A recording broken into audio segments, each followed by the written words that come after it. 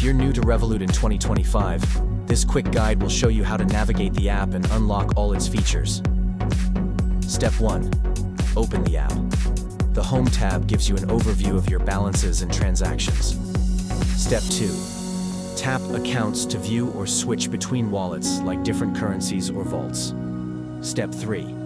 Tap the Payments tab to send, request, or split bills.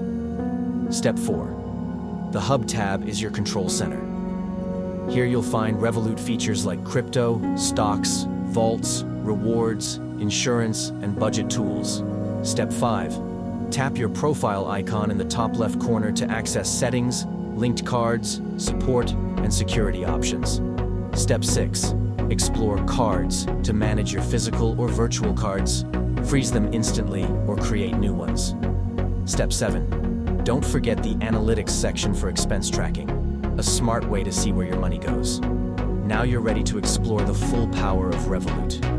For more tutorials like this, subscribe to Guide with Samuel.